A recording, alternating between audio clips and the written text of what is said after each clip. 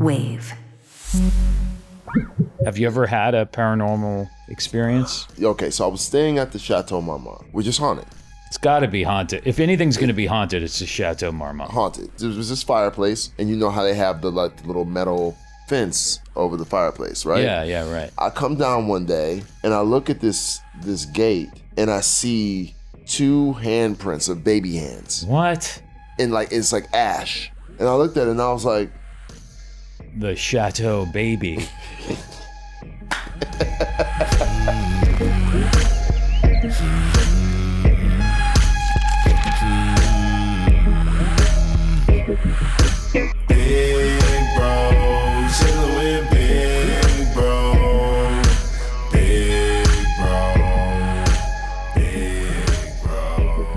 What up, y'all? This is Big Bro with Kid Cudi, a Wave original presented by Adobe Acrobat. I'm your big bro, Scott, coming to you live from the attic of my mind. This week, I'm sitting down with a modern legend, my boy Adam Scott. Now, Severance is one of my favorite shows. Adam even invited me to set, and I almost pissed my pants. Adam's acting process he talks about, hilarious stepbrothers behind-the-scenes stories, Adam's secret obsession with Taylor Swift's music. We talk about it all. So kick back, vibe out, and dream on. See you on the other side. Adam, thank you for doing this, dude. Thanks, man. This is a big episode. You know? Oh, that's and so nice. And we met officially at the Severance finale premiere. Yeah. And we have to get right into it. Sure. You know what I mean? We have to talk about this. That was really great, by the way, to meet you there. To find out you were a fan of the show was so cool, because I didn't know that, and it was so flattering, and it was a big deal. So thanks for going to that thing too. Of course. When I found out they were doing it, I was I have to be there. Because me and my wife, every week, we were we got to watch Severance. And my sister would fucking ruin it for us. She would hit us up so that was an any that was in that, and I'm just we haven't seen the episode yet. Shut and she would just just ruining it. But that was me and my wife's thing, to sit and watch an episode every week. It was our bonding thing, and we would talk about it. We would have discussions about it. And I just want to ask you, Severance, what was, when you got that script, did they give you all the scripts all at once, or what, did they give you the pilot, and then did you fully see the vision right away? Right. Or did it take you some time to kind of understand what this was? Well, when I first heard about it, it was still just an idea. Okay. Ben Stiller, he called me in January of 2017. Wow. And just told me the idea, just it's a world where you get, you're a different person at work, and then when you leave work, you have no idea what you were doing at work, but when you're at work, you have no idea who you are in the outside world. It's just a thing that I'm starting to think about with this guy, Dan Erickson. Just wanted to put it in your brain, just to think about, see, I don't know when this is going to happen, but just, and I was yeah, that sounds cool. But then I didn't talk to him for another year, but I could never shake it. I couldn't get that idea out of my head, just because it's just a really simple, great idea, a really great Twilight Zone episode or something. Yeah.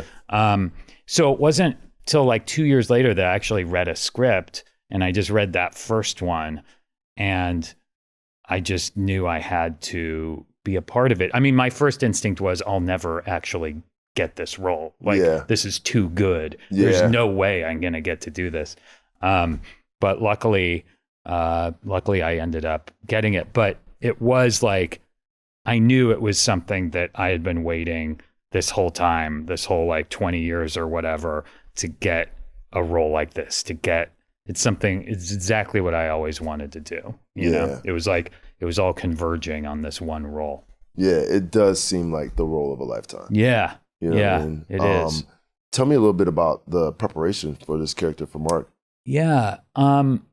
It's interesting because, it's almost like it's two characters, but it's a little more complicated than that because it's the same dude. Exactly. Right? Yeah. So it's just different parts of the same dude. Mm-hmm. It's like one of them has 40 odd years of life experience and the other one is like 2 years old, but they're the same person essentially. So it was a pretty trippy journey figuring out how to play each side of him.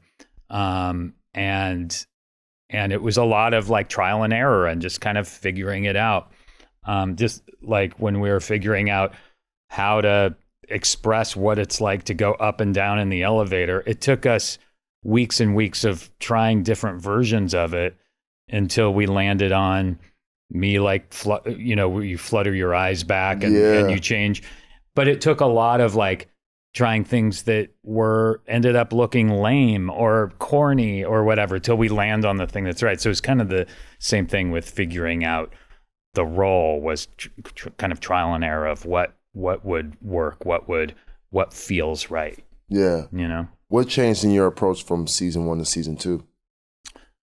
That's an interesting question. I think that like you were saying, like, did you see it from the beginning? Did you know like the world from the beginning? Right. Honestly, no, because when we started shooting in like November of 2020, none of us totally knew. And Ben had, like, you walked onto the set and you were like, oh, this is like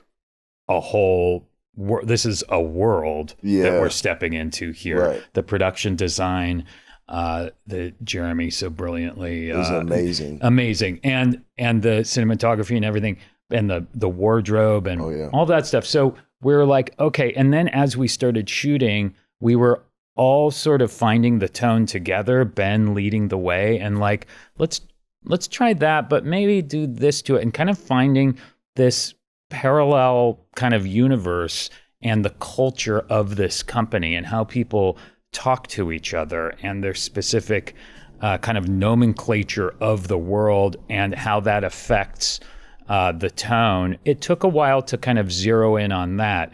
So anyway, coming back for season 2, that was all set and we all understood it and got it. So it was a completely different experience coming back, because we all could just hit the ground running and we weren't sort of testing the waters on everything, because it's such a specific world that it took us a while to really find it in season 1. What physical choices did you make between Innie Mark and Outie Mark? Yeah, because I noticed watching the show, there's like subtle differences between the two of them, and it was so dope to see in season 2 the scene where you're doing the camcorder and you're talking back to yourself. Yeah.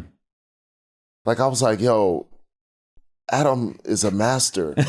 You know what I mean? Like, he's just an incredible actor. Like this, like you see in each flip back, it's like, it's you, but it's two different energies. Right. You know what I mean? Yeah. So like what are the little intricacies and little different things that you put in there?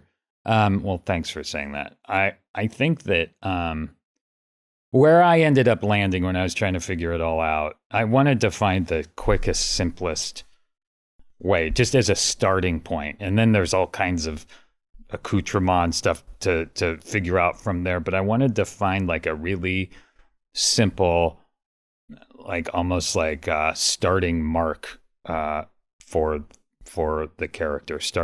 I meant like a mark that you start from, and then the character's name is actually Mark. So that's and so I started working from a place of like, maybe the Innie, because he's kind of new to the world and has a lot of faith in the world that is, as he knows it, right, has a lot of belief, and that needed to, over season 1, get shattered a little bit once Helly kind of starts showing him the world as it is rather than it. And so, and then the Outie Mark is a shattered person, a broken person who's lost faith and lost belief with everything. Yeah. And that reflects directly on how he feels about himself, is pushing everything away because he's really stuck. He can't move on from this tragedy that happened a couple of years ago. So I sort of started approaching it from maybe any mark is an accumulation of everything that I like about myself, me, Adam, right. And outie mark is everything I dislike and am embarrassed about myself. And like maybe each is a manifestation of those things, just to try and find a personal place to start. And so any mark had good posture and, kind of speaks clearly and is very presentational and very kind of performative in some ways.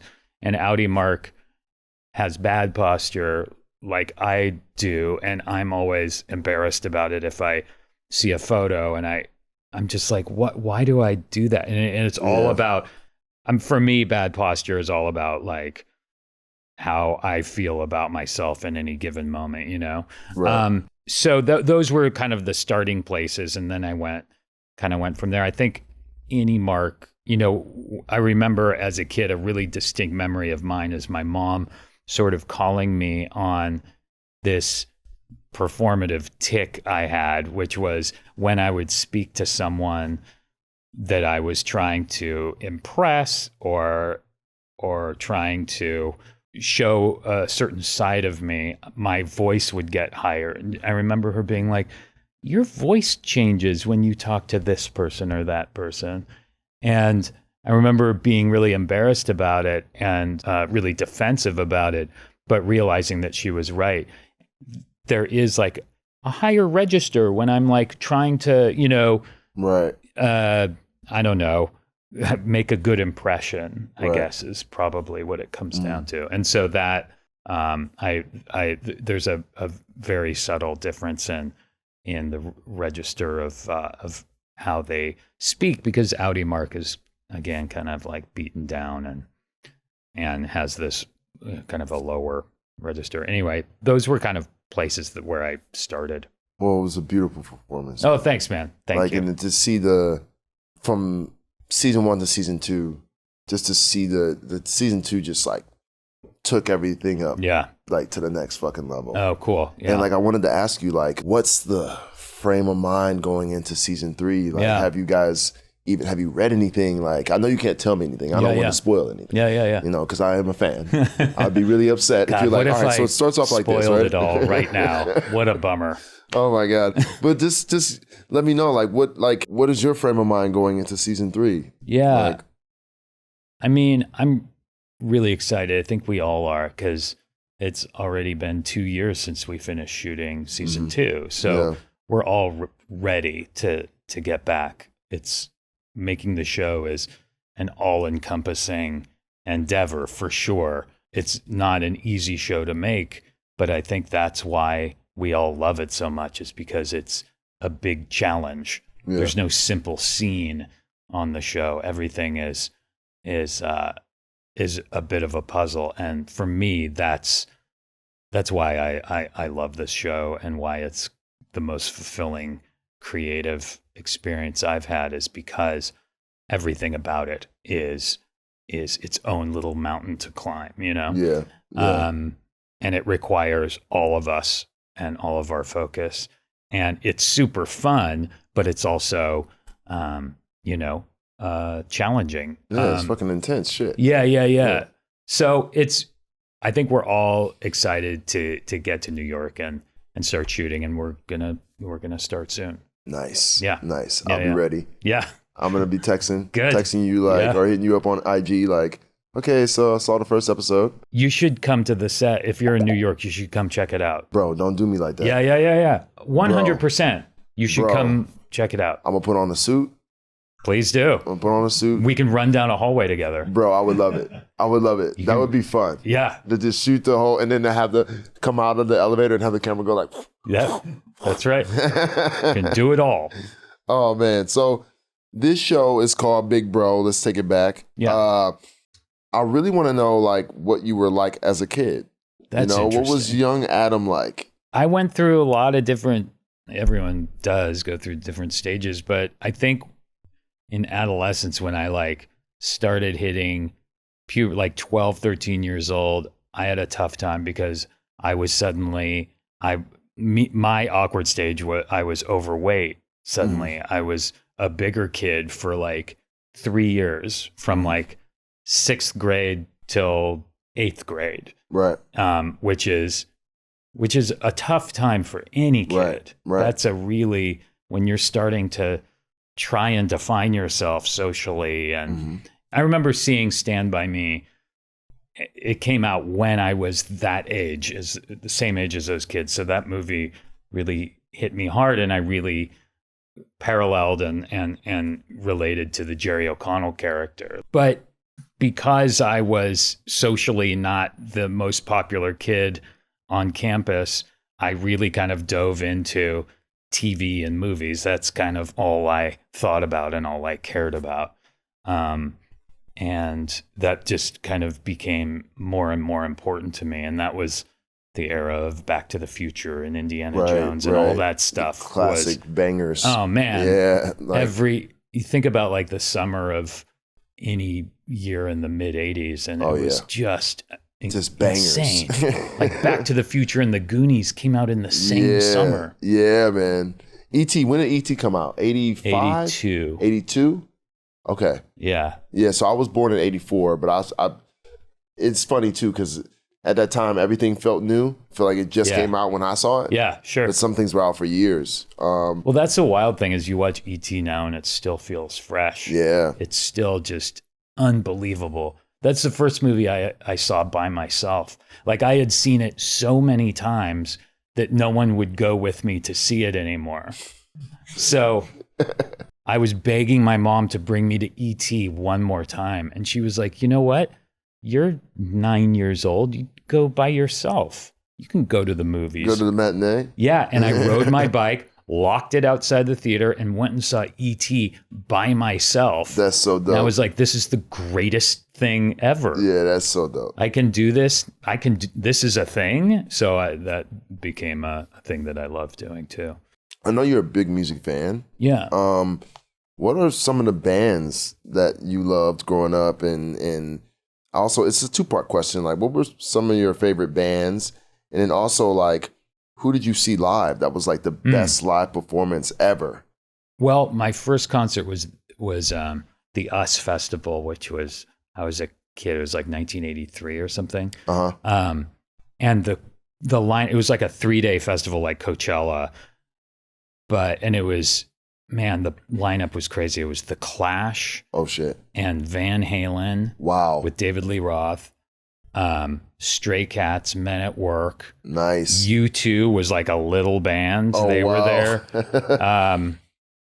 John Mellencamp. God. Tom Petty, I think. Anyway, it was this crazy thing. And I was a little kid. So it was a big impression on me. It was seeing these bands and being on my dad's shoulders watching the English Beat and Ozzy Osbourne, and it was just crazy. And it wasn't until, though, a little later, my brother really got me into like classic rock when I was like 14. He was like, this is, Led Zeppelin, like showing me Led Zeppelin and just being like, whoa. Putting you onto the Wizards. Holy shit, man, this is crazy. And then discovering the Beatles kind of on my own and really getting into that. And then I started sort of zeroing in on my own taste. I got really into REM and U2, Talking Heads. Like, I was really into these bands. And I don't know what it was about it, why it so captured my imagination, but going and seeing like Tom Petty or REM live in an arena. Oh, you saw REM live in an arena? Yeah, in 89. Shit. Yeah. I mean, I ended up seeing them so many times, but it was that first time in 89 that it really blew my mind. Did you ever see Nirvana? No. And you know what? In 91, me and my friends were going all the time to the Catalyst in Santa Cruz to all ages shows. Go see Henry Rollins and all these bands. And Dinosaur Jr. was playing with Nirvana opening. Yeah. And I was like, I was a senior in high school, and I just decided at the last minute I wasn't going, and I didn't go. And all my friends went and saw Nirvana and Dinosaur Jr. like one 1 year, maybe it was like 6 months before Nevermind came out. Wow. Yeah. And I remember them being like, dude, this band Nirvana is really good. Yeah. And that's crazy. Turns out they were right.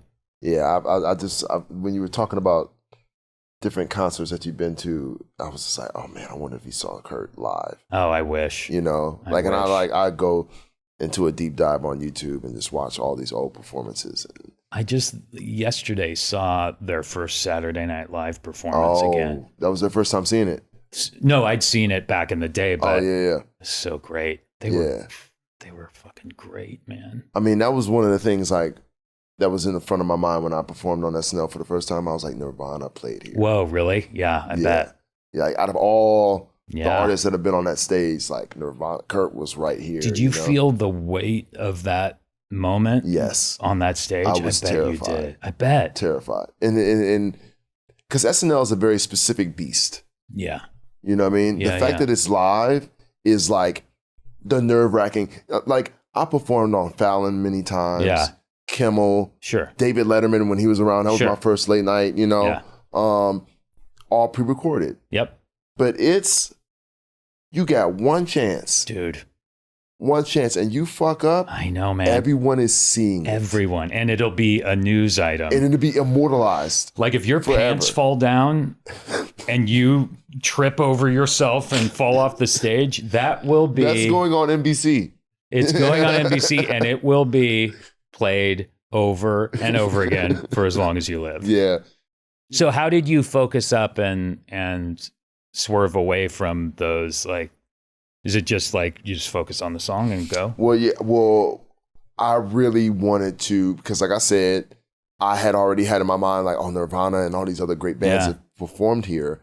I don't know if I'm pretty sure there's a history of bad SNL performances, but like for the most part, everybody I see on SNL comes with it. Yeah.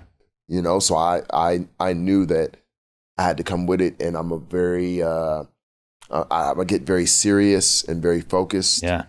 And I performed, the first time I performed on SNL, it was with Kanye. So that was a little bit easier because it was me, my homegirl Shake that's on the song, and then Kanye. So it was three of us on stage. Yeah. So I had energy great. To play off for of. the first time. That's great. Yeah.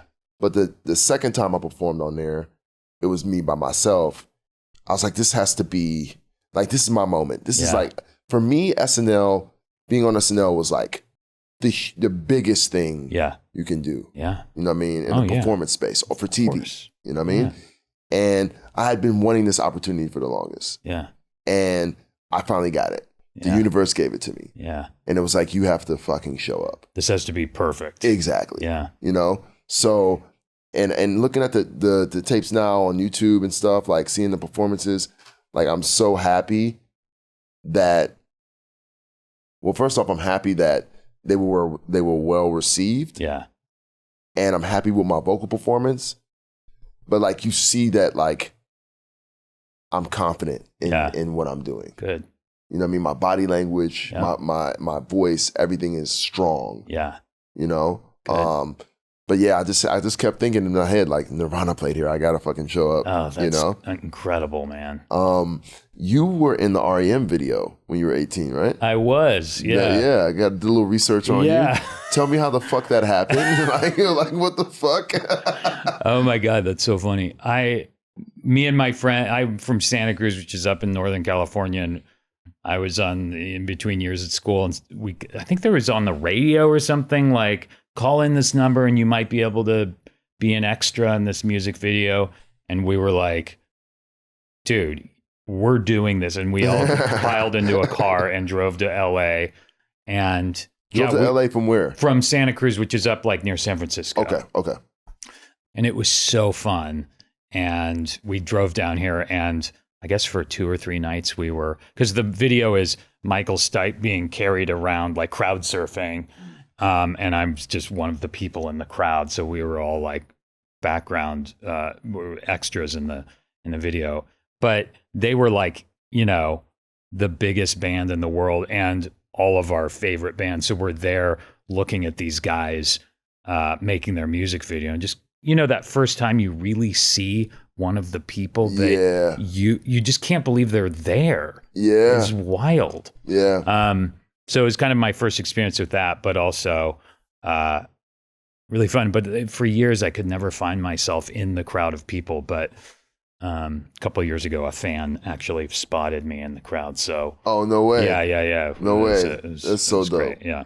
Did you ever play music as a kid? Or you ever pick up a No, I really wish I did. I really wish I knew how to play anything or sing or anything. I just can't. I can't do any of it. Yeah. I just never. I feel like it's not a second nature. Like, did you must? Was it something that you just started doing, or was it purposeful that you went in and focused on music? Sports was the first thing, and I was terrible at every sport. And that's what made me lean into my artsy side. Sure. You know what I mean? Because like my father passed when I was 11, so I didn't really have like the father figure to kind of like teach me how to be a man. And I thought, oh, boys play sports. It makes them tough. Like, I guess I'll learn to play sports and I'll try to join the team. But I was just terrible, bro. Yeah. Like I just did not have athletic ability. Yeah, you didn't have the facility. No. Same with me. PE class was hell because I couldn't do it. I didn't know how. Yeah, it was not great. Yeah, so I kind of, that's when I started to lean into the music, and it found me around, I'd say 15, 16 is when I started to like really think about, oh, like I can have a career doing this, you know? It was funny, man. The early days when I was trying to focus on music, like when I was a kid, like it was a lot of just freestyling in the cafeteria and just like out in the neighborhood, rapping with my friends on the porch. And then when I went to college, is when I recorded my first demo. And when you were doing that, when you were freestyling in the cafeteria, was it like, oh shit, I'm the best at this? Like people, I mean, my freestyle game was nice. But I don't think I like we could all hang, like me and my friends. But I would imagine you were the best at your school, right? No. I mean, I was nice, but I wasn't like the best. There was other dudes. There was this one dude that could freestyle, and he sounded like fucking Bone Thugs and Harmony. Wow. Like fast like that. And it was all freestyle. And we would just be like, what the fuck, you know? What happened to him? I don't know what happened to him. I know he's probably looking at my career like, fuck. So totally pissed. I'm sure. He's like stalking me from afar, like trying to get close. But that's the thing. You can be able to do that, and that's great. But everything else you have to do in order to turn that into a career, it's, you know, you have to have that fire and that ambition to make that happen, to use that thing, right? Yeah, I mean, for me, it was once I kind of moved to New York when I was 20 to pursue music, the fire was lit. Yeah. Like as soon as I left my mom in the airport and I got on the plane and I was finally a man on my own, the fire was lit. Yeah. And I was literally on the plane thinking about it, like, I was crying because I was leaving home for the first time. Like I went to the University of Toledo for a year, and that's like 2 hours away from Cleveland. Yeah. So it wasn't like too far. Sure. I could drive home on the weekends. New York is like, you know what I mean? Yeah. So I remember being on the plane and like crying. I was like, I have to do this. Yeah. Like I have to succeed in my mission. Yeah. Like I really want this. Yeah. You know? And like my thing was like, okay, I'm gonna make a pact with God, and I'll say like, I'll meet you halfway. Yeah. Like you do your part, you do your thing, I'll do my thing, and we'll meet in the middle. Yeah. You know what I mean? So like a lot of people that knew me early in those years would have possibly called me delusional. Mm-hmm. Right. You know, I really didn't. But don't you think you have to be a little delusional to tell yourself the fable that? Because I remember when a career finally started coming together for me, I was like, oh, this is what having an actual career is. Yeah. What the fuck have I been doing? So I was telling myself a story that everything was good and I was doing great just to keep myself going, keep myself afloat, not even realizing that I was like it was being held together by like, you know, Scotch tape and dental floss. Like there was no real career there yet. I just had to keep it together and keep going. Yeah. Does that make sense? Yeah, it does. Yeah. It does. So, but you got to New York and you were just like, this has to work. I have to. Yeah. There was no plan B. Right. This is the only option. Right. Yeah. You know, and I had nothing to lose. Yeah. You know what I mean? College wasn't my thing. Yeah. I didn't want my mom to waste her money. Yeah. I really didn't even want to finish up. We went home for winter break, and I didn't even want to go back to finish. Yeah. But I was like, my mom was like, just go and like finish up. Don't waste my money. Yeah. Yeah. Yeah. And I was like, all right, I'll go and do this. But that whole rest of that time, I was just plotting on, you know, coming back home and trying to figure out this music thing. Yeah. You know. And were you looking at other artists out there, ones you respected and ones you were kind of looking at being like, I think I can do better than that. Like I can be like, I don't know if there was ever a thought of like, I can do better than that. Cause when you're starting out, you think that these people are so like mega. Yeah. Like you're so impressed by like a Kanye or Pharrell or Andre 3000 that you're just like, I can't do that. Yeah. But like, I was definitely like, I can be on the level. Yeah. I think I can do that. Yeah. I think, and like when I first started working with Kanye, you know, I never fanned out over him. Yeah. You know, I like at that point, once I was signed, I was like, oh, we're equals. Yeah. I never, like, even though he was older than me, I was like, he was my big bro. Yeah. But I was like, now we're on the same playing field. Yeah. You know what I mean? Like this is. Yeah. We're now peers. Yeah, exactly. Like you have to function that way or you're not going to be able to do your best work. Right. Yeah. And they honored me in that way. They honored me like a peer. Yeah. You know, and they supported me, and that was very helpful early in my career. Like having, you know, the good music crew and you know, the support I had. Everybody just really, it was like, we love Cudi. Yeah. You know, it was just, I was like the young black sheep of the crew. You know, I kind of kept to myself. Was very like quiet. And like when everybody was around talking, I'd be like in a corner, quiet, smoking my weed. And, but everybody was super supportive, man. And that was really great to have early on in my career. Because now I don't have many alliances. Right. You know, and that's just over time, just learning that people are who they are and the business is whatever. And people are not real friends. It's all transactional. But I find that over time, I have like a few good people in the industry that I connect with, you know, and that's better than having like 20 motherfuckers that I'm connected with in the industry, you know? Yeah. I have like a good 5 that's now, great. You know? Rather than a bunch of people that you're unsure of. Exactly. You don't know. A bunch of bogeys, you know? Man. Big shout out to our presenting sponsor, Adobe Acrobat. Listen, I've been trying their new feature, PDF Spaces, and it's made life so much easier for me. I just uploaded my materials. Instead of going through everything line by line, I can ask the AI exactly what I need, grab the important points, and keep it pushing. Once it's all dialed in, I share the PDF Spaces with the team. Boom, done. Everyone's in the mix with no mix-ups. I made a PDF space for this episode. It's got tons of cool process stuff on how we make the show and behind-the-scenes stories from the Big Bro team. You can also find some prep materials in the transcript of my convo with Adam Scott there. Hit the link in the description or peep the Big Bro socials to unlock your vision today with Adobe Acrobat PDF Spaces. All right, back to the vibes. We have to talk about Step Brothers. Yeah. That is one of my favorite comedies, and that's when I discovered you. Oh, really? Yeah. And that's when I discovered you, and I discovered Kathryn Hahn in Anchorman. And this came after, but this is when I discovered that she was a fucking star. Dude. Right? Yes. And tell me about what it was like playing Derek, this like asshole. Like, bro, you were so believable. I was like worried that you were like a dick. Fuck that guy. That guy sucks. Yeah, he was the worst. The worst, man. He was the worst. And like the one scene where he's like, you want to punch me right now. Yeah. I can see it in your eyes. You want to fucking punch me in the face. Was that you that fell out the treehouse? No. Oh, okay. That was a stunt man. Okay. I was like, okay. Yeah. This just looked legit. It looked like it hurt. Yeah. That was a hard fall that dude took. Man, that was so exciting getting Step Brothers. Oh my God.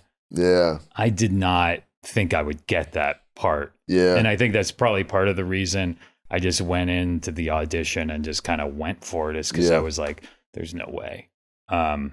Someone had the role, and then scheduling, they had to bail. So they had to cast it pretty quickly. Mm-hmm. So I got the part, and suddenly I was like, holy shit, I'm in this like Will Ferrell movie, and John C. Reilly and Adam McKay was directing. It was a big deal.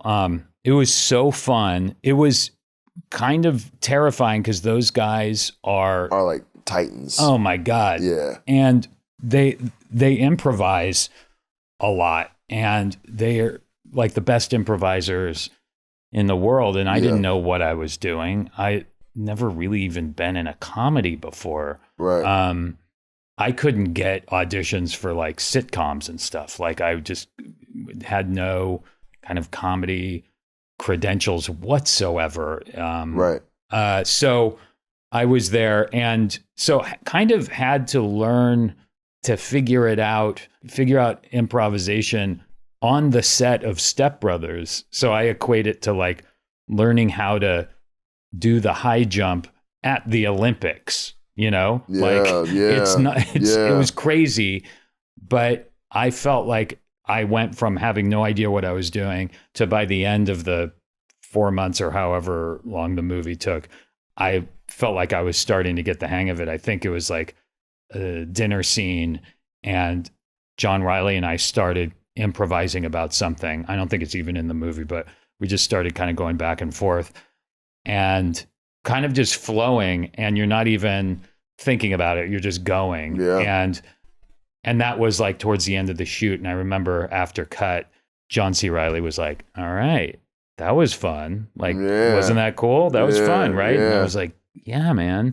And so working that way, where you're either improvising or, you know, McKay would yell jokes out from the monitors, and it was just it was a completely different, I had never even thought about working that way. Like, oh, we just try a bunch of stuff. Yeah.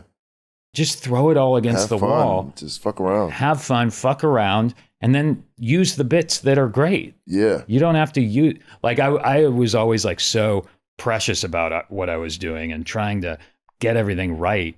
But if you just let go a little bit and just have fun, then there will be usable, great bits in there. Yeah. And so after, you know, doing that movie, I was like, oh my God, I never want to go back. This is like where it's at. And watching those guys for a few months was really kind of turned everything upside down in my head. Well, what was one of your favorite memories working with Will Ferrell and John C. Reilly? Like, what was one of the coolest moments on set? You know, what was really fun is my nephew he was like 11 years old or something, and I brought him to the set. It wasn't even a day I was working. I just wanted him to. He was, you know, Will Ferrell and was his hero, and so I brought him to the set, and we got to watch them shooting the guys sleepwalking. Remember when they're sleepwalking and just like knocking shit over? Yeah. And so funny. But watching them try it every which way. Yeah. Like by the time they were done with that scene, they had done it all. Yeah. They had knocked everything over. Like, you know, just kind of using what's in front of you and figuring it out and not being precious about anything. I feel like every few years, at least for me, I reevaluate what I'm doing and why I'm doing it. Right. And I've hit some walls over the years where I'm like, am I still like, is there still something for me to add to this? Right. Like, why am I doing this? And that was a moment where I was starting to feel that way. And then Step Brothers came along and I was like, oh, wow. Yeah. The possibilities are kind of endless. Like you can do whatever you want. Like these were guys that weren't going by any rules. They were just going after jokes and laughs and creativity and having fun and enjoying themselves. And that was a big lesson for me. There's so many memorable quotes in that movie. Yeah, yeah. What is your favorite line from that film? Oh man, that's a good question. I love the what is it? I haven't had a carb since 2004. Like that was an improvisation of mine. Even though I was like, didn't know what I was doing, I managed to come up with that. Some magic. Yeah. I love when when John and Will are just getting to like falling in love with each other and like figuring out that they both love John Stamos. I love that scene where they're like finishing each other's sentences and being like, oh my God, like we're best friends. Of course. Yeah. It's just so fun. It's so deeply funny. Like it's the kind of movie that if I wasn't in it, it's exactly what I would be watching, 25 times. Yeah. It's so great. I can't believe I'm in it still. It's great. I feel you, bro. I have moments like that too. And there was this TV show I did, my first TV show. It was an HBO show, my first job. And it lasted 2 seasons. It was called How to Make It in America. Oh, yeah. And like when I got that job, it's still to this day one of the most, I'm the most proud of that show. Yeah. Because it was my first thing. Yeah. That was a good show. Yeah, I fucking nailed it. Yeah. I came on set. I was just supposed to be, I just had a little bit in the pilot. I was supposed to be back in the rest of the season. But as the episodes went, they were seeing my strength, like what I was good at. And the execs would be like, we want more Cuddy. We want more Cuddy. Put him in, you know? And it was just such a dope thing to like kind of have that support and have them like giving me more stuff because I'm doing a good job. And like, that for me was, I was showing my wife How to Make It in America because she hadn't seen it. Yeah. And just rewatching the episodes after it's been like 15 years, 16 years since I've seen it. It was just crazy. I was just so proud that I was a part of this show. Yeah. Because this is monumental for me. Like I didn't, like I always wanted to act, and it's interesting that you mentioned Stand By Me. Stand By Me was the first movie I saw that made me want to be an actor. Oh, is it? As a kid, I saw it when I was young, and I was like, wow, these kids are like doing what I dream of doing. You know what I mean? And doing like really emotional, incredible stuff. Yeah, like really powerful shit. Well, I think it's such a big deal when you're in a situation like that and there's encouragement and you see that things are clicking a bit and people are reacting to you in a positive way, like asking for you to be in the show more. And it feels great when things are sort of coming together and that you're connecting and things are working. Because leading up to that, I've been on lots of jobs and situations where I was like, this isn't working. What am I doing wrong? But feeling like it's all kind of working it's a great feeling, and you'll never forget it. Yeah. Now we want to talk about how you're a scream king. What does that mean? Scream king is like, like a scream queen. Oh, right. Okay. But you're a guy. Scream king. Scream king. I talked about Krampus with you out in the hallway. Yeah. Right? Phenomenal film. You have this new movie. I just saw the trailer. Yeah. Hokum. Looks terrifying. It's scary. Like gnarly. Yeah. Gnarly. Like. It's scary. It's legitimately scary. We just showed it at South by Southwest, and it's a great crowd. South by Southwest does great with horror. Oh my God. Yeah. Great crowd. People were screaming in the theater. Wow. I mean, it's really scary. Yeah.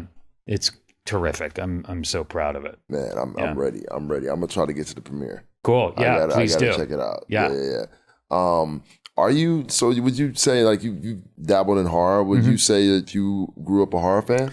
Yeah, I mean, when I was growing up, it was like Friday the 13th movies were a big deal. I remember Halloween being a particularly scary movie early on. I think, and I still think it's one of the great movies. John Carpenter's incredible. The Thing was a really big deal. Oh man, it's a great Thing was movie. Crazy. It's so I remember watching that as a kid. Me too. What the fuck? Me too. It scared the shit out of me. And that's one of the reasons why I still love practical effects. Oh, me too. Like it's just this. And that's Hokum is practical. Oh, nice. Nice. It's great. And that's rare because a lot of people, and some people do like a mix of both, like digital and practical. Yeah. But I love when I'm walking on the set and I actually see like a severed head or you know what I mean? Like the actual shit. It makes such a difference for the audience too. I think. Not that digital effects can't be super effective as well. The Thing and Halloween and the Friday the 13th movies, not all of them. Have you ever seen any of those? Yeah. I feel like those probably haven't aged as well, but they're... Well, Jason Takes Manhattan has. Doesn't Jason go to space at a particular point? Yes, he does go to space. Unfortunately, I saw that too. You did? You saw that one? I watch even the bad ones too, man. Me too. Like if it's Jason, like I'm going to check it out. Like, have you seen Freddy vs. Jason? No, I never saw that. Bro, that movie's ridiculous. It's crazy that I never saw that. Bro, you have to check that out. Like, who wins? I don't want to give it away. Okay.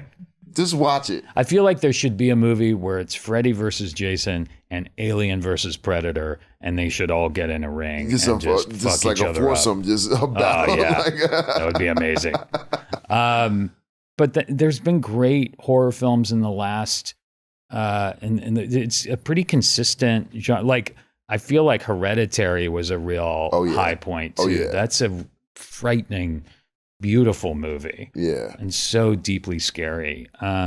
So yeah, for me, it's just all about whether it works or not. I mean, I think Weapons and Get Out are incredible films and super scary. So it's I think it's a really exciting time for horror films and suspense thrillers right now. It is original films. Yeah. Definitely. Yeah. What was it like preparing for Hokum as opposed to like Severance, for example? Yeah.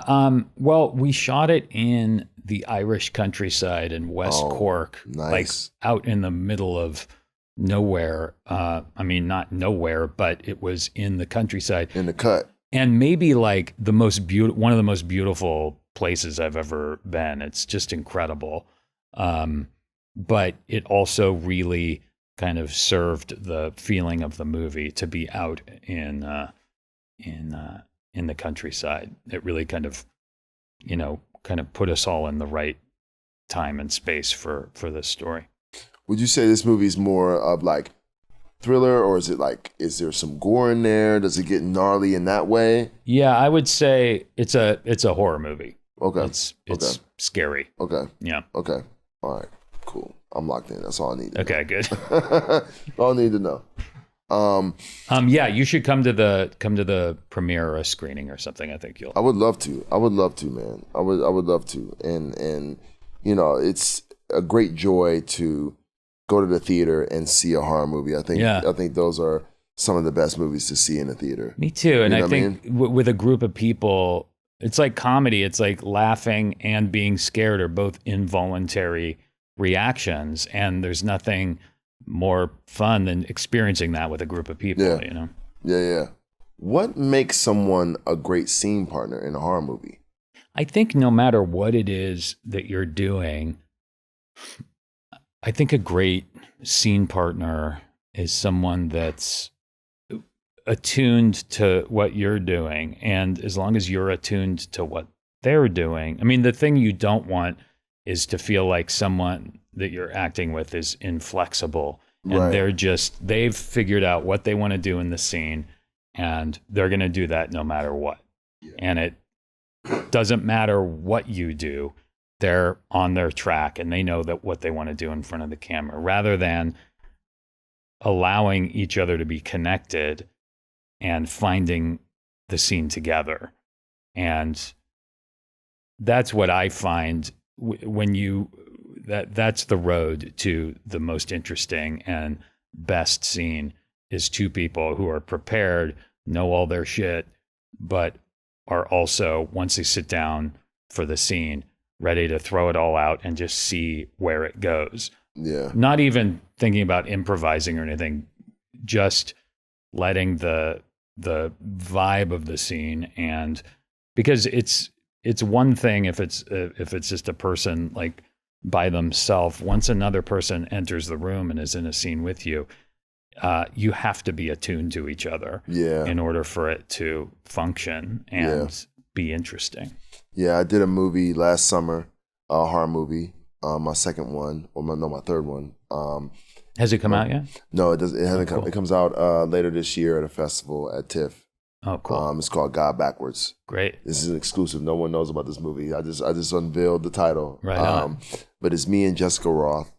And she's terrific. She's amazing. Yeah. She plays my wife. Cool. And it was great because I got a chance to spend a lot of time. Like we had 2 months before we were shooting. We were supposed to shoot earlier in the year, and then it kept getting pushed back. Yeah. So me and Jess just had so much time to like kick it and hang out and just like watch a movie or like go get dinner or just like work through the scenes and like talk and get to know each other. Yeah. So when we arrived on set, we were so locked in. Man. Even when we were doing improv, we were so locked in. Yeah. And it was beautiful. And I told her when we first met, I was like, I want to make like our connection strong. Yeah. So when we shoot this, like this is easy for us. Like we're not on set searching for anything. Yeah. It makes all the difference, right? You know what I mean? Like, cause I don't think the movie is so intense. There's no way I could have did it without Jess being connected with me in that way. Sure. You know what I mean? Yeah. And she was just the best scene partner for the type of heavy shit we had to do. Yeah. Like, it was crazy. And this is a movie that I'm gonna keep you informed about when it comes out, and I want you to see it. Yeah. And I might get an edit, or when the edit's finished, I'll send it to you. I'll email it to you. Because this is my first lead role. I've been doing mostly supporting roles my whole career. Yeah. It is my best work. Oh, that's great, You know what I mean? Like, I really went hard because I knew this was a big deal for me to lead my own film. Yeah. You know what I mean? And being the number one on the call sheet. That's never happened before, you know? That's great. So I really made sure to like just leave my heart out there and just give it my all. That's great, and it's some really heavy shit. It's a sad movie. It's very, you know, some horror movies, you rarely watch a horror movie and like cry. Yeah. Like when somebody dies in a horror movie, it's like you go into the movie knowing there's going to be some death. Yeah. Like there's going to be some killing. So you're not like emotionally, you know what I'm saying? Yeah. Like even if like somebody's sister gets killed or whatever. People are going to die. Yeah, you understand that, right? Yeah. But with this movie, with our movie, it is just heartbreaking in a lot of ways where it's going to be hard for people not to get emotional. Yeah, good. And that's one thing I'm proud of about our movie is that it tugs at your heartstrings. Yeah. You know? And that's unique for a horror film. Exactly. Hokum's a very emotional story too. It's about trauma and all this stuff wrapped up in this horror package. And I feel like that's part of what makes it interesting. Right. And that's what it sounds like with this too. Yeah. That's great. I can't wait to see it. I got to put you on. Jessica's really, really Jessica's good. amazing. Yeah. She's amazing. And she's an even more amazing human being. She was at South by Southwest too. I ran into her. Yeah. She told me she went. Yeah, that's dope. Yeah, I was just texting her the other day because we're actually we're shooting new scenes for our movie because we're adding another element to it. And I don't want to give it away. All right, I'm talking too much. But no, I'm gonna get, when this movie is done, when we have a final cut, I'm gonna make sure you get this. Yeah. And you see it. Dude, send it to me. Yeah, you have to see this. This next part of the show is the wrap up. Yeah. Right? Where I ask rapid fire questions. Okay. You just shoot me straight. Yeah. Okay. Between Severance, Parks and Rec, Party Down, you've had a lot of iconic workplace roles. Yeah. What's the worst job you've had before acting? Oof. Now I know you've had some jobs. Yeah, I've had some doozies. I had a job where I was going to be a waiter at a restaurant, and I won't say the name of the place because it's fine. Is it like a popular chain? Yeah. And is it Applebee's? No, it was Johnny Rockets. Oh. Is Johnny Rockets still a thing? Yeah, Johnny Rockets. Yeah, I still go there sometimes. All right. So wonderful establishment, but they brought me in. Not to shit on Johnny Rockets right now. And they were showing me like this is where you got to go over here, you know, like showing me the ropes of the job. And I was like, oh man, okay. And then about an hour into the job, the person who was training me, a song came on the jukebox and they're like, oh, sorry, excuse me. And they hopped up on the kind of counter and started like doing a dance with everyone else on staff and like going, and then the song finishes and he jumps down. He's like, okay, so anyway, we gotta, and I was like, what was that? And he's like, oh, well, there's like 2 or 3 songs. When they come on, we all have to join in. It's, you know, it's kind of a bummer, but, you know, you get into it after a while. And I was like, I feel like that's just a step in the wrong direction. Like, that's too much humiliation. Yeah. And so after I was fully trained that day, I just never went back. It was kind of a dick move. And I had the apron and the hat and everything, and I never went back. That's so funny, man. That's probably not the worst. I don't know, but that was a bad one. Yeah, I used to be a telemarketer for like a week. Yeah, okay. But I was the most chill telemarketer, you know? Like, not interested in selling things. Well, you know, it's like when somebody's like showing that they're not interested, it's like, okay, bye. Yeah. Because, you know, telemarketers, it's like they tell you that you have to keep them on the phone. Yeah, of course. That's like the main thing. Like, don't let them hang up. Right. And I would always be like, okay. Yeah. I remember this one time I called this dude. It was like 7 o'clock at night. I called this one dude. He picks up. He's like, hello. I'm like, hey, is this Mr. Johnson or whatever? And he's like, this is him. I was like, hey, how you doing, Mr. Johnson? I want to talk to you about, you know, your mortgage and, you know, refinancing and blah, blah, blah. And he's like, let me ask you a question. How would you feel if I called your house at 7 o'clock at night while you're having dinner and just interrupted you while you were watching your favorite TV show? Yeah. He was pissed. I was like, you're right. I'll have a nice night. Fair point. So I had no sales. Yeah. Like everybody else was getting sales and making connections and stuff, having callbacks. Yeah. I went a week, got no callbacks. Yeah. And they were just like, this is not you're your done. thing. Yeah. You can't do this. But I hated it. I'm sure. Like I'm calling people like 1,000 people a day. Oh God. Like just like sitting there in a room, one room, just fucking it's so it was brutal. the worst job. Definitely. Yeah. Definitely. I would never recommend my daughter being a telemarketer. No. You know? I remember I made sandwiches at a place and someone came in undercover from corporate headquarters to grade us. Yeah. And I got the worst score of anyone in the place. Oh my God. Yeah. Yeah, man. I hate when they send the secret shoppers like to try to do the little tests and shit. I worked at Dina DeLuca in New York. Yeah. Back in the day. And they would always say like, oh, so make sure you're on your shit because they have secret shoppers coming through. And I was like, yeah. Like, fuck you. Yeah. Exactly. You're not paying me enough to care about a secret shopper. I work in the coffee, candy, and nut section. Okay? Like, come on. This is I'm eating all this candy. It's a Swedish fish. There's the coffee. Exactly. Like, we definitely had Swedish fish. We definitely had the Haribo. I love that gummies and shit. Dean and DeLuca Swedish fish. It's pretty good. Yeah, man. And I had my jars, had all the candies, and people come and I'd put them in the bag and weigh it and you know, the whole thing.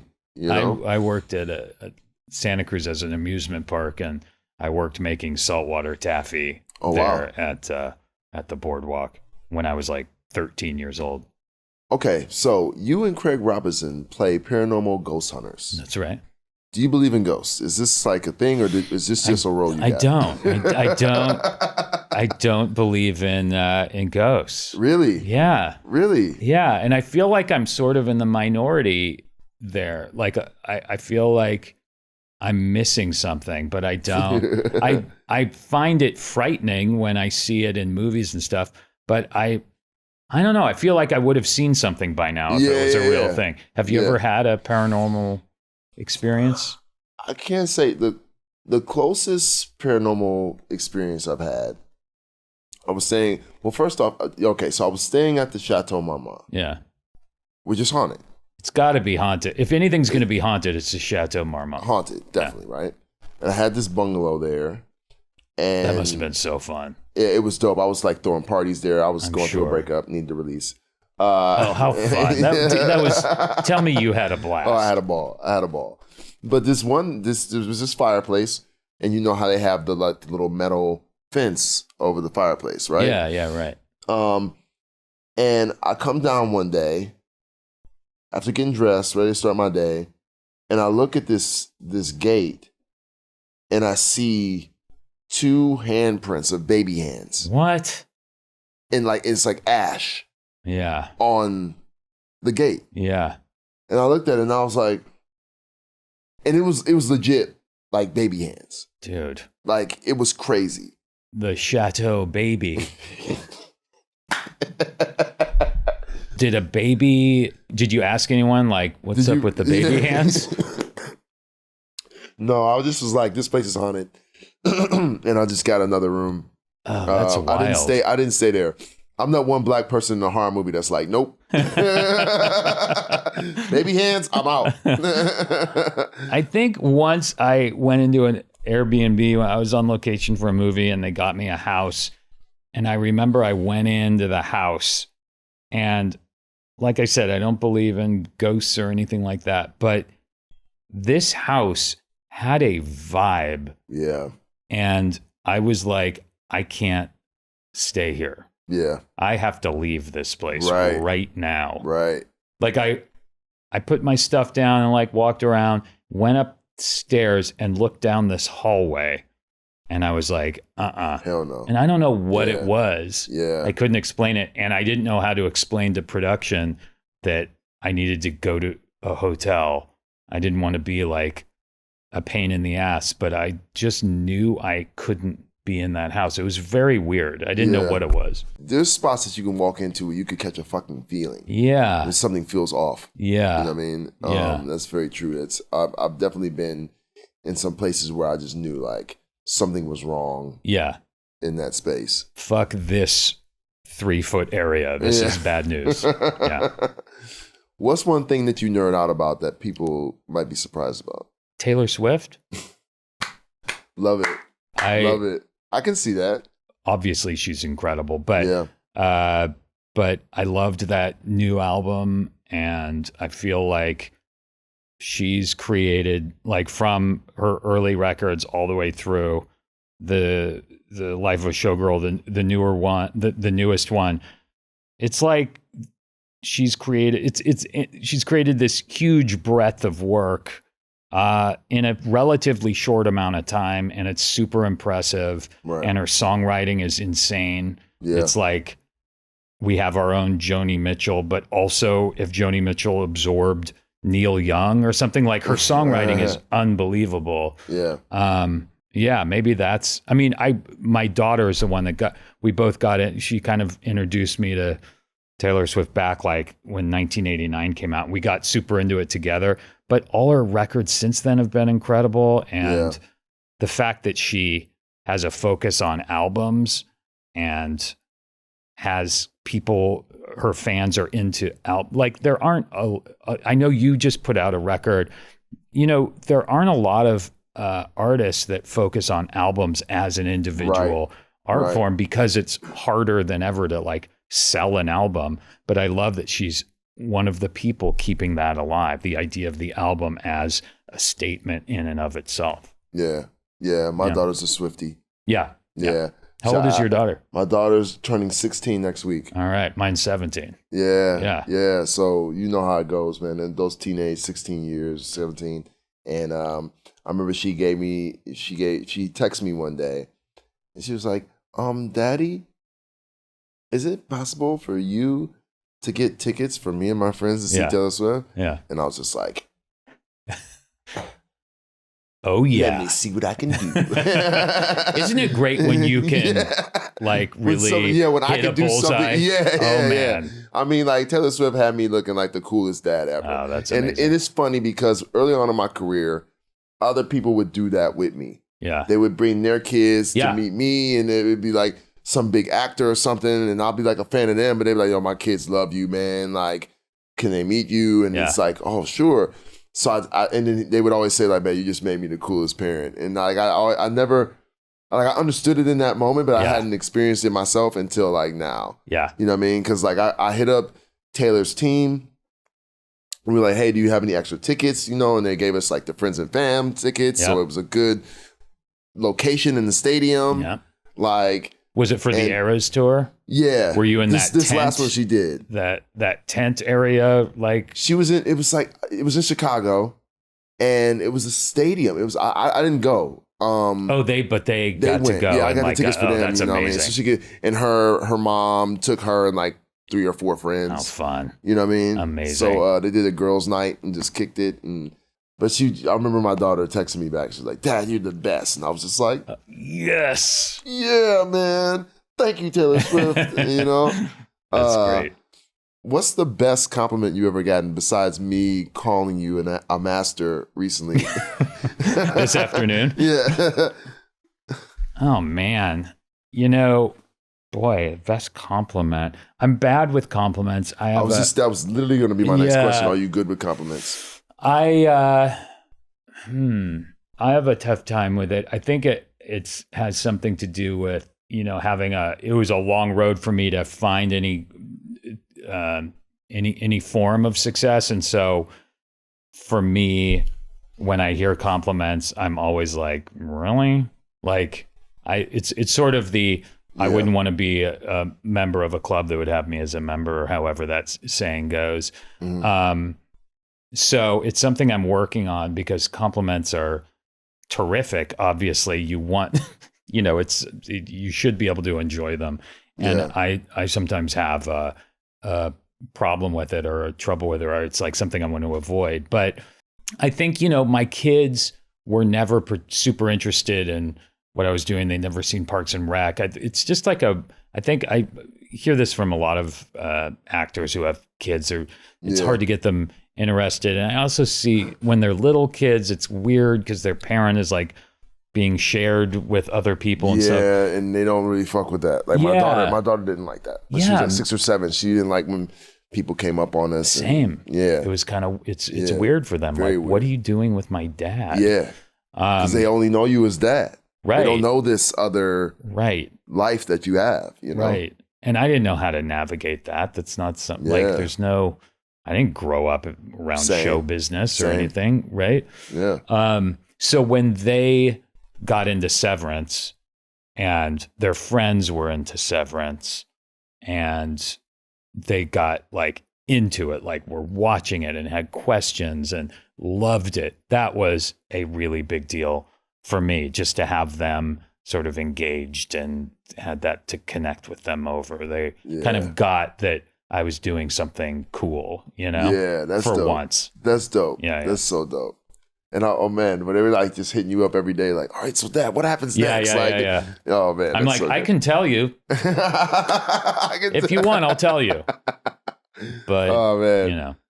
Across all your work in comedy, what made you laugh the hardest? Like watching something I'm in. Yeah. I think that the person I find the funniest is probably Ken Marino, who's in Party Down with Me. Mm-hmm.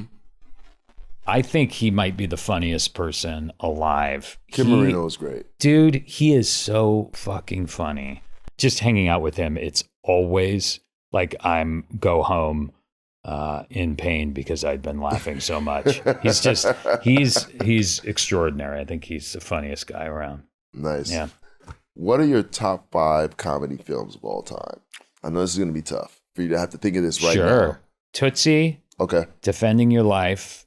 Mm-hmm. The Jerk. Oh, nice one. Three Amigos. Oh, another nice one. That was my dad's favorite. Dude, that movie. Yeah, that was so my dad's favorite. We watched that all the time. Blues Brothers? I'm thinking like as a kid, what did I watch? Blues Brothers was fire though. Dude, that movie's great. And didn't that movie have, I don't know if it was the first or the second, because they did a sequel. Yeah, they did. Yeah, but I can't remember. Was it the first one that had that car scene with the most car pile up? Yeah. Just cop cars. Yeah, just on top of each other. Yeah, like hundreds of them or something. Yeah. It was crazy. And it's like 2.5 hours long. They break all the rules of comedy. Like it's this giant, like for ridiculous, the 80s, like it was like crazy unheard of. Yeah. You can just feel the cocaine while you're watching it. Like what the fuck is going on? Oh my God. But it's so big and fun. And, there has to be other comedies that I could come up with, but that's coming to mind now. Nice. Anyway, yeah. If you can time travel to see one musician or band in life, in their prime, who would it be? Beatles, like that rooftop performance, the Beatles final performance. Mm-hmm. Yep. I think to be there would be that really would be fun. epic. Yeah. What's your biggest moonshot, like a goal or dream of something that you haven't accomplished that you want to do in the future?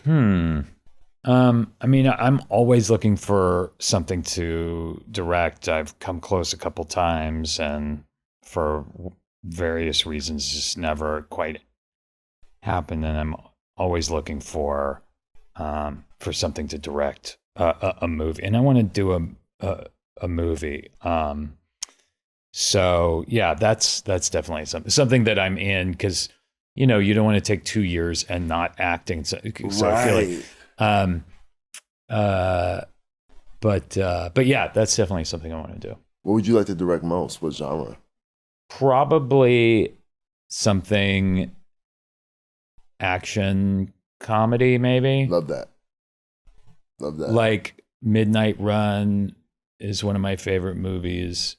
Temple of Doom is one of my favorite movies, and Temple of Doom and Raiders are kind of like action adventure, but they're light on their feet, and there's always room for jokes and I find that to be the difficult target, but when it works, there's nothing better. Yeah, like for me, the Mummy movies. Oh yeah, like the Brendan Fraser ones. Yeah. They're making a new one. Yeah, I'm super excited. Yeah, totally. Super excited. That's gonna be dope. That's gonna be great. Last question: who do you think I should have on the show? Who would you recommend? Paul Rudd would be great. Oh, I think we have Paul? him on the list, don't we? We got Paul on the list. He's the best. I've never met him. Oh, he's the best. He seems like the greatest guy. Yeah. Aubrey Plaza. Do you know Aubrey? Yes, I know her. She would be a great guest. That's my homegirl. Yeah. Okay. Reach out to Aubrey and Paul. Yeah. We locked in. Make it happen. Yeah. Adam, thank you so much, dude, man. Thank you for having me. This was awesome, brother. Was so fun. Hell yeah. I'm so glad we got to do this. Hey, thanks for coming through the attic, y'all. Make sure you subscribe on YouTube or wherever you get your podcasts, and follow the show on social media at Big Bro Cuddy. Until next time, love yourself, take care of each other, dream on. Peace.